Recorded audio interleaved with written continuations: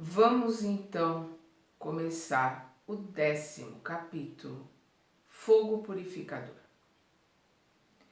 Na manhã imediata, a administração da casa transitória achava-se de posse do roteiro a seguir. Os cronômetros acusavam 6 horas. No entanto, as sombras densas e monótonas dominavam a região. O Instituto recebia o concurso de vários servidores de outras organizações socorristas da mesma natureza, enquanto a irmã Zenóbia se mantinha absorvida pelos quefazeres imperiosos do momento, cercada de assessores orientando atividades alusivas à mudança próxima. Ardendo de ansiedade por obter mais esclarecimentos acerca dos trabalhos em execução, acompanhei o padre Hipólito, que me convidou a inspecionar os movimentos do átrio. Segui-o gostosamente. O serviço ativo exigia a atenção e o esforço de grande número de colaboradores. Instado pelas minhas interrogações insistentes, o prezado companheiro informou: as instituições socorristas como estas podem alcançar voos de grande alcance. E diante da minha funda admiração continuou: permanecemos, porém, noutros domínios vibratórios e não podemos ter grandes surpresas. As leis da matéria densa, nossas velhas conhecidas da crosta planetária, não são as que presidem os fenômenos da matéria quintessenciada que nos serve de base às manifestações também transitórias. O homem encarnado somente agora começa a perceber certos problemas inerentes à energia atômica do plano grosseiro em que situa temporariamente a personalidade. Como você não ignora, as descargas elétricas do átomo etérico em nossa esfera de ação fornecem ensejo a realizações quase inconcebíveis à mente humana. Nos círculos carnais, para atendermos aos nossos enigmas evolutivos ou redentores, somos francos prisioneiros do campo sensorial, prisioneiros que se comunicam com a vida infinita pelas estreitas janelas dos 5 sentidos. Somos francos prisioneiros do campo sensorial, prisioneiros que se comunicam com a vida infinita pelas estreitas janelas dos 5 sentidos. Os nossos sentidos são ilusórios, eles nos enganam e enganam muito. É isto que o padre Hipólito está aqui colocando para o André Luiz. Não obstante o progresso da investigação científica entre as criaturas terrenas, o homem comum apenas conhece, por enquanto, 1/8 parte do plano onde passa a existência.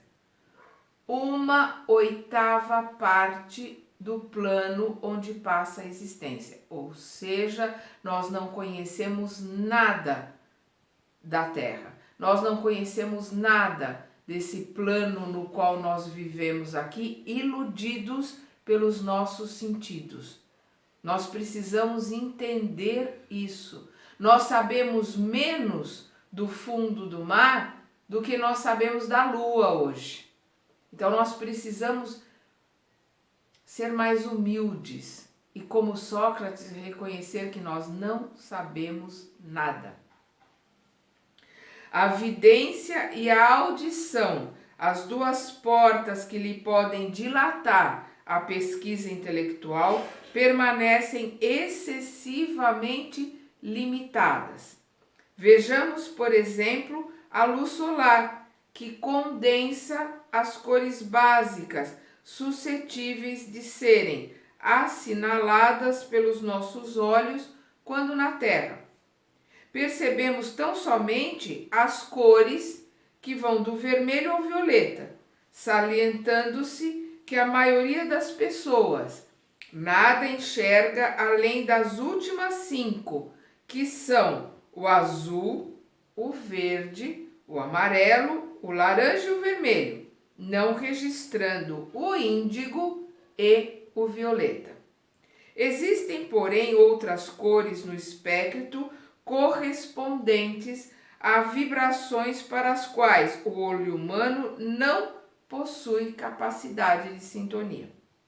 Manifestam-se raios infravermelhos e ultravioletas que o pesquisador humano consegue identificar imperfeitamente, mas que não pode ver. Ocorre o mesmo com a potência auditiva. O ouvido da mente encarnada assinala apenas sons que se enquadram na tabela de, abre aspas, 16 vibrações sonoras a 40.000 por segundo, fecha aspas.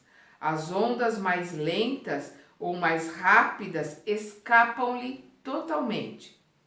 Há que obedecer às leis da gravitação e da estrutura das formas na zona de matéria densa, para que a vida atinja seus divinos objetivos espirituais.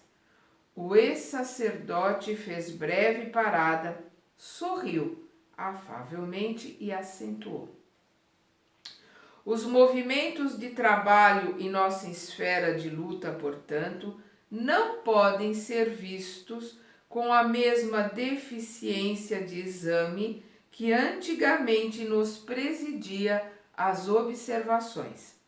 A matéria e as leis em nosso plano permanecem bastante diferenciadas, embora emanem da mesma origem divina. As considerações eram sumamente interessantes para mim, em tal conjuntura, apesar de já não ser leigo no conhecimento da aplicação de energia elétrica na colônia espiritual em que eu mantinha a residência. Ele mantém a residência dele em nosso lar. As palavras de Hipólito tinham a virtude de aliviar meu cérebro, atulhado ainda de reminiscências viciosas da crosta. O estimado amigo, não obstante reconhecer a leveza da substância etérica em comparação com os fluidos grosseiros que constituem os corpos terrenos, chamou-me a atenção para o esforço hercúleo dos trabalhadores que articulavam diversos serviços atinentes à própria modificação. A tarefa exigia decisão e boa vontade, assombrando o ânimo mais forte.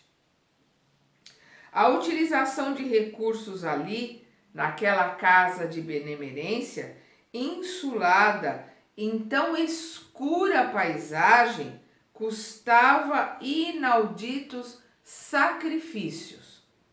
A densidade da região influía inequivocamente nos serviços, e os colaboradores realizavam atividades de gigantescas proporções.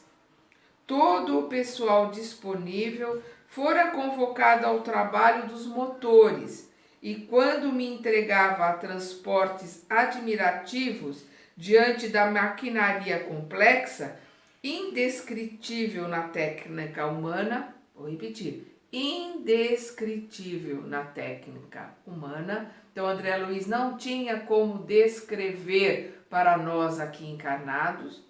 A irmã Zenóbia, por intermédio de Jerônimo, nos pediu colaboração nas defesas magnéticas, em vista da necessidade de empregar maior número de cooperadores na preparação ativa do voo. Vamos lembrar que a casa vai levantar voo. Ela vai mudar de posição por causa do fogo purificador que vai passar por ali para limpar aquela região.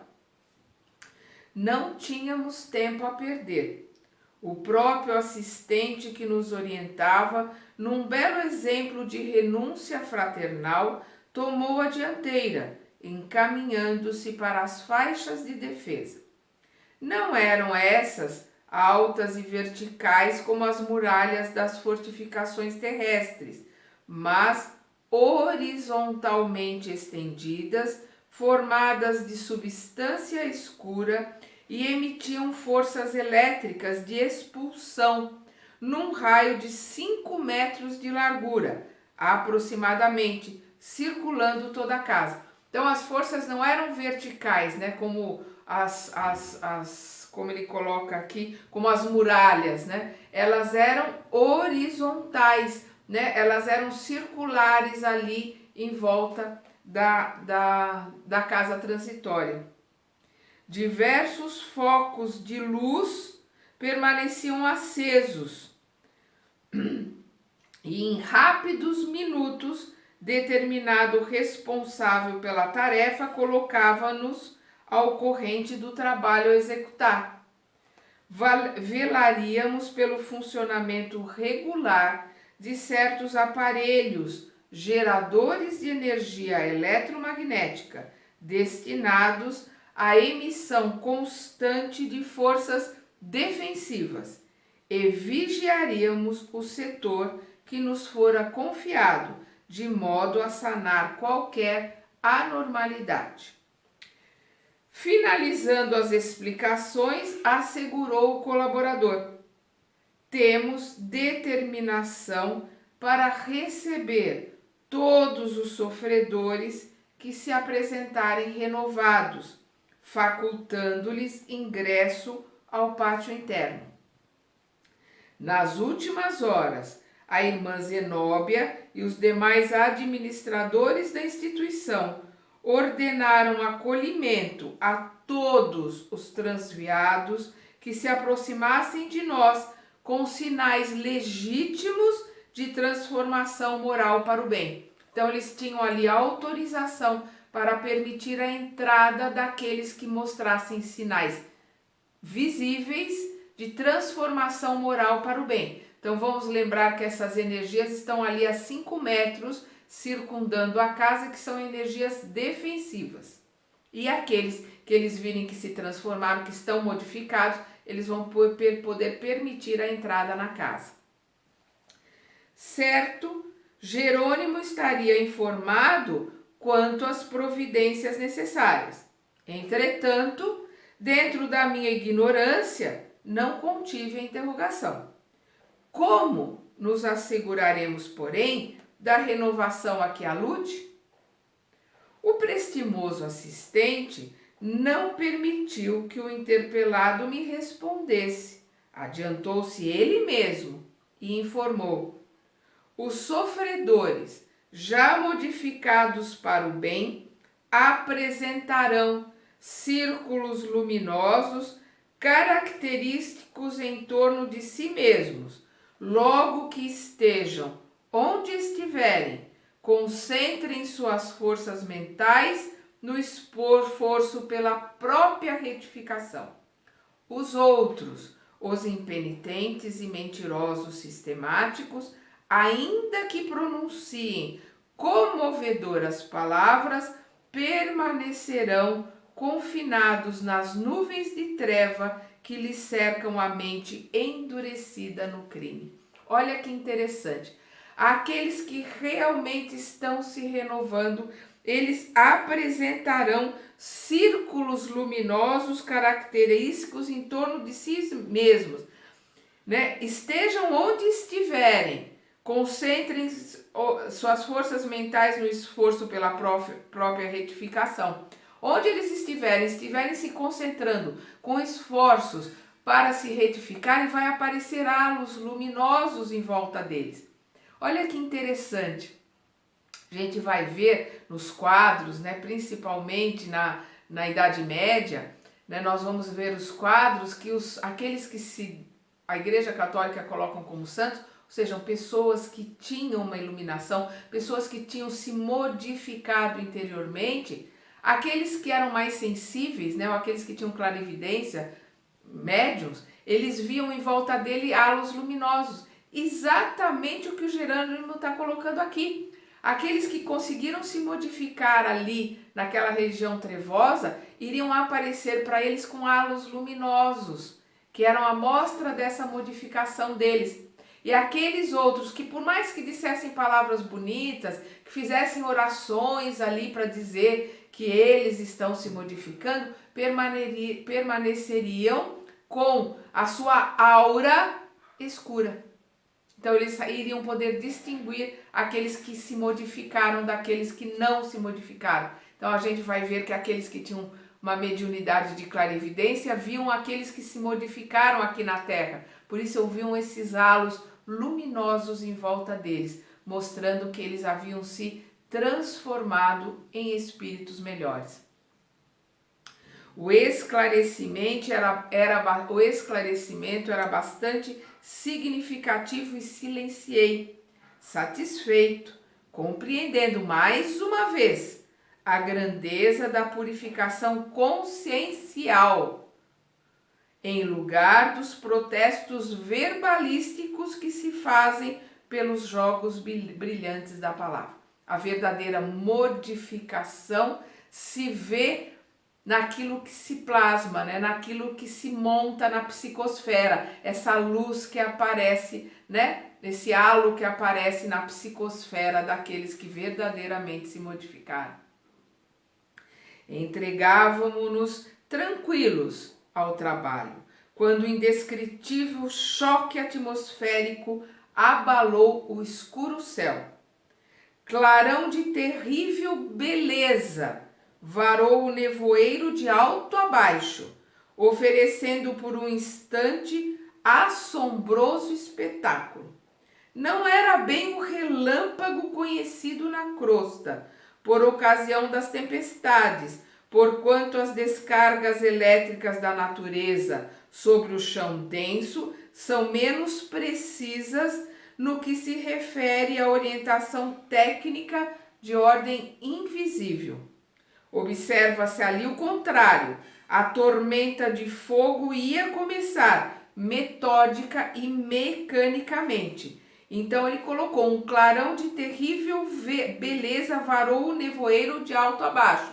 Não como os raios, né, numa tempestade que caem aleatoriamente, mas este clarão tinha, digamos assim, ele estava sendo guiado, né? Não era um raio, ele era uma energia que estava sendo guiada para uma determinada região. Dominou-me angustioso pavor, mas o assistente Jerônimo revelava-se tão calmo que a sua serenidade era contagiante. É o primeiro aviso da passagem dos desintegradores, explicou-nos solícito. À distância de muitos quilômetros, víamos os clarões da fogueira ateada pelas faíscas elétricas na desolada região. Decorridos alguns minutos, chegaram novos reforços para a guarda. Todos os servos do bem em trânsito na casa transitória foram chamados a cooperar na vigilância. O assessor que os distribuía em variados setores do serviço esclareceu que o intuito socorrista deveria partir dentro de 4 horas e que, nesse tempo, em circunstâncias como aquelas, seria grande o número de infortunados a procurar-lhe as portas, acentuando que não se dispunha de colaboradores em quantidade suficiente para atender às tarefas do átrio. Antes de mais explicações, ribombou novo trovão nas alturas. O fogo riscou em diversas direções, muito longe ainda, como a notificar-nos de sua aproximação gradativa. Dessa vez, todavia, recebi a nítida impressão de que a descarga elétrica não se detivera na superfície. penetrara a substância sob nossos pés, porque espantoso rumor se fez sentir nas profundezas. Muitas vezes ouvira viajantes que afrontaram sinistros do mar, e todos eram unânimes em asseverar a beleza cruel das grandes tormentas no dorso do abismo equóreo, nos abismos referentes ao mar, bem como afirmavam que viajor algum, por mais incrédulo, conseguia subtrair-se às ponderações místicas da fé perante o turbilhão escachoante, quer dizer, que jorra a água com força e velocidade do desconhecido, o turbilhão escachoante do desconhecido, o turbilhão que jorra a água com muita força, do desconhecido. Ali, no entanto, a emoção era mais solene, os fatores mais complexos, tal o patético do fenômeno. Buscando talvez tranquilizar-me, o assistente afiançou: o trabalho dos desintegradores etéricos, invisíveis para nós, tal a densidade ambiente, evita o aparecimento das tempestades magnéticas que surgem sempre quando os resíduos inferiores da matéria mental se amontoam excessivamente no plano. Então, o que ele está colocando aqui? Aqueles que estão trabalhando com o fogo purificador são invisíveis para eles. Por quê? Porque são espíritos muito etéricos, são espíritos superiores que estão trabalhando com essas energias. É isso que ele está dizendo aqui. O trabalho dos desintegradores etéricos, invisíveis para nós, tal a densidade do ambiente, a densidade daquele ambiente, e o plano no qual eles estão não permite que eles vejam esses trabalhadores. E esses trabalhadores, eles evitam o aparecimento das tempestades magnéticas que surgem sempre quando os resíduos inferiores da matéria mental se amontoam excessivamente no plano. Então, essas descargas elétricas, elas surgem sempre, por quê? Porque os resíduos dos nossos pensamentos, encarnados e desencarnados, que estão nesse umbral grosso, nessas crostas densas, nos abismos, eles fazem com que hajam descargas, reverberem ali essas descargas energéticas, porque os nossos pensamentos são matéria energética. Nossos pensamentos se materializam e eles têm energia. Por isso, eles criam esses resíduos, de matéria mental, e eles vão se amontoando nesses planos grosseiros, infelizes, infelizmente. Jerônimo, experiente e bondoso, tentava sossegar-me o coração. Todavia, embora soubesse que não nos encontrávamos ainda diante da tormenta de forças caóticas desencadeadas sem rumo, confesso que sentia enorme dificuldade para desincumbir-me das obrigações assumidas, em virtude da minha absoluta despreocupação do que ocorria fora do ambiente de serviço. Desde aquele segundo estampido atordoante do firmamento, a casa transitória de Fabiano entrou em fase anormal de trabalho. Servidores, embora sob impecável articulação, iam e vinham apressados.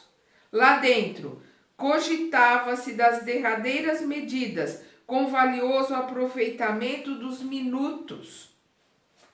Aparelhos de comunicação funcionavam em ritmo acelerado, anunciando o fato em direções várias, avisando peregrinos da espiritualidade superior, a fim de não se aproximarem da zona sob regime de limpeza, avisando a todos que estivessem no espaço, naquela região, principalmente os que estavam em regiões superiores, para não se aproximarem daquela região de limpeza. 3/4 partes dos colaboradores efetivos de Zenóbia cuidavam das providências alusivas ao voo próximo ou organizavam acomodações para os necessitados que chegariam em bando. Com efeito, justificavam-se as medidas, porque ouvíamos agora ensurdecedora algazarra de multidões que se aproximavam. Sucederam outros ribombos ameaçadores, despejando fogo nas superfícies e energias revolventes. Aqui tem uma nota. Que ou que revolve, do verbo revolver, que significa agitar-se, agitar alguma coisa, mexer-se, remexer-se, né? Então ele aqui, na superfície de energias revolventes que se remexiam no interior do solo que pisavam. Então ele estava sentindo o solo ali se remexendo, né?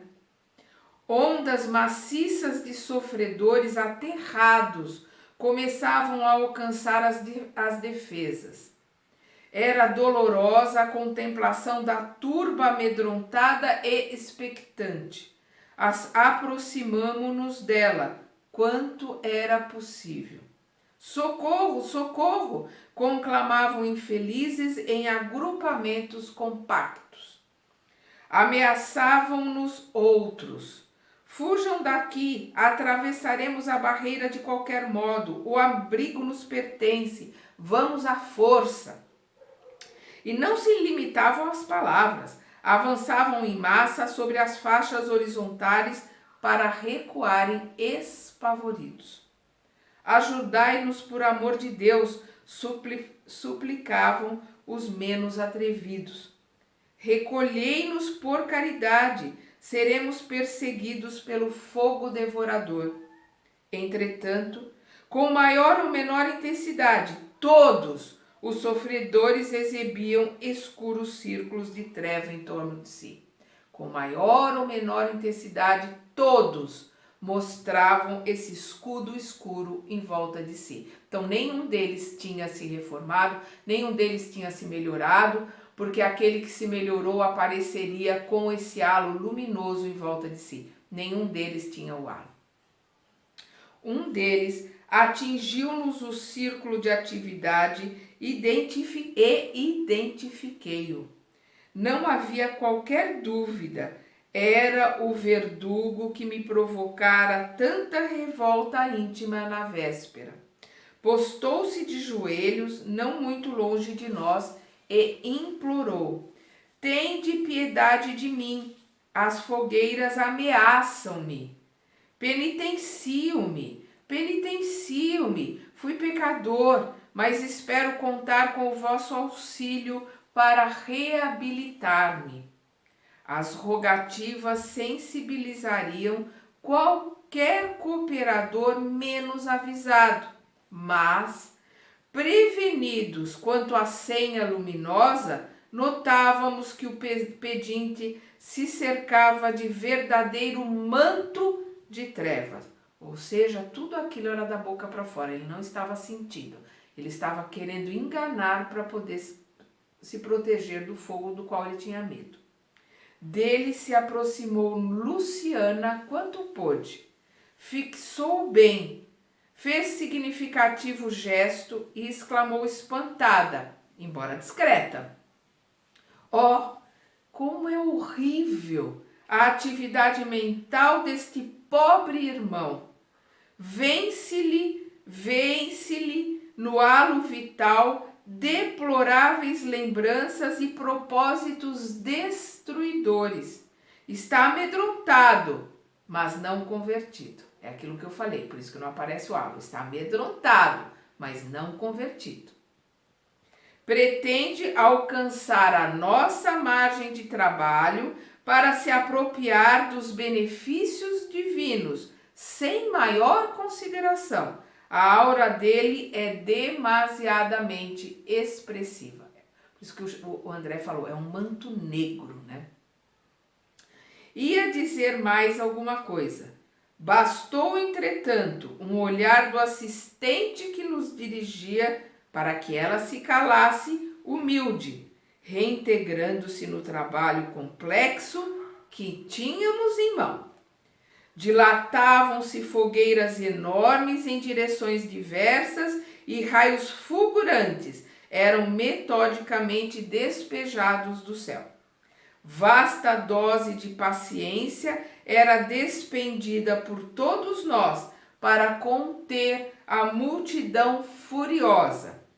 Impressionavam-nos as formas monstruosas e miseráveis a se arrastarem, vestidas de sombra, quando começaram a chegar entidades aureoladas de luz. Trajavam farrapos e traziam comovedores sinais de sofrimento, dando a perceber que desejavam isolar a mente das centenas de revoltados que ali se congregavam em ativo movimento de insurreição, contemplavam o alto e cantavam hinos de reverência ao Senhor em regozijo da própria renovação. Cântico esses, abafados pela algarávia dos rebeldes agitados, pelo barulho, ensurdecedor dos rebeldes agitados. Reparava pela expressão de quantos iluminados se aproximavam de nós, que se esforçavam por manter o pensamento alheio às objulgatórias dos maus, temendo talvez o interesse mental pelo que emitiam, circunstância criadora de novos laços magnéticos favoráveis à dominação dos verdugos.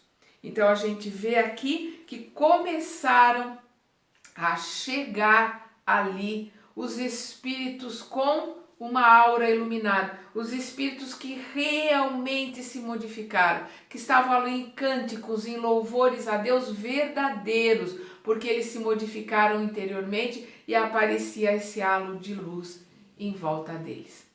Vamos então continuar essa trajetória aqui com André Luiz, aprendendo com ele na segunda parte deste capítulo.